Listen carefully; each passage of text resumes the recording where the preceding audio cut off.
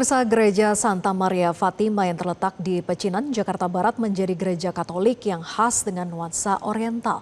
Gereja ini tidak hanya memiliki gaya arsitektur Hokkien yang unik, tetapi juga menjadi saksi perkembangan komunitas Tionghoa di daerah tersebut.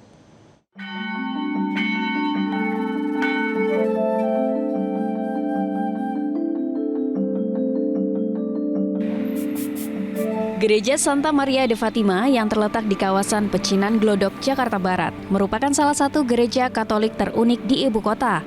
Bangunan ini awalnya adalah kediaman Kapitan Tionghoa bermarga Ciu pada masa Batavia di bawah pemerintahan Belanda. Gereja yang dibangun awal abad ke-19 ini telah berusia lebih dari 2 abad. Pada tahun 1953, atas petunjuk Vikariat Apostolik Jakarta, gereja mulai mengakuisisi properti ini. Pada tahun 1954, bangunan ini resmi menjadi aset gereja dan digunakan untuk perayaan misa pertama.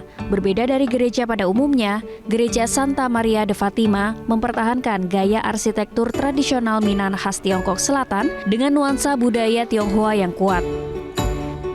Bangunannya didominasi warna merah dan emas, dengan bagian bubungan atap dan elemen arsitektur lain berhiaskan aksara Tiongkok serta ornamen flora dan fauna. Sepasang patung singa batu di pintu masuk mencerminkan elemen khas arsitektur Tionghoa, melambangkan kemegahan dan perlindungan penjagaan.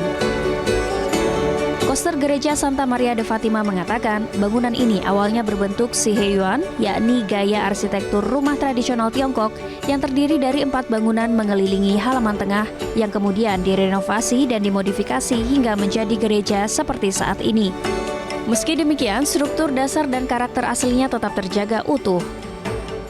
Kemungkinan besar mereka tidak membangun gereja yang berarsitektur Eropa, walaupun para pastornya dari orang Eropa, tetapi mereka tetap merawat rumah tinggal ini dijadikan sebagai gereja karena di sini kan mayoritas masyarakatnya Chinese atau Tionghoa. Dengan mempertahankan arsitekturnya seperti rumah tinggal, seakan-akan umat yang mau datang beribadah ke gereja ini merasa nyaman seperti mereka beribadah di rumah sendiri.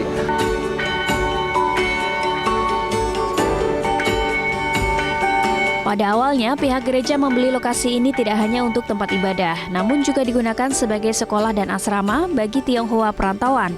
Pada tahun 1956, gereja mendirikan sekolah Ricci yang dinamai dari misionaris Yesuit Matteo Ricci.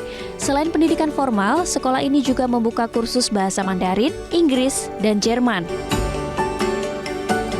Hingga kini, gereja masih mengadakan misa dalam bahasa Mandarin dan menjadi salah satu simbol budaya Katolik Tionghoa terpenting di Jakarta. Misa berbahasa Mandarin rutin diadakan pada hari Natal dan Tahun Baru Imlek. Pada waktu awal berdiri paroki ini sendiri, misa bahasa Mandarin itu konon diadakan pada pagi hari pukul 7.30 kalau tidak salah ya. Itu karena para pastor kan mau melayani umat yang berbahasa Mandarin, khususnya orang-orang perantauan yang dari luar Jakarta, yang baik itu dari Kalimantan maupun yang dari daratan Cina sendiri yang ada di wilayah Jakarta. Mereka mau beribadah, mau berdoa ke gereja. Di sini salah satu awal untuk melayani bahasa Mandarin. Gereja bergaya Tionghoa ini tercatat sebagai cagar budaya nasional sejak tahun 1972.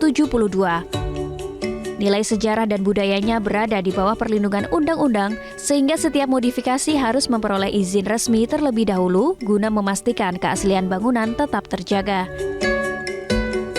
Sebagai bangunan bersejarah yang mencatat perkembangan umat Katolik Tionghoa di Indonesia, gereja ini menjadi contoh dari perpaduan iman Katolik dan budaya Tionghoa dalam konteks arsitektur.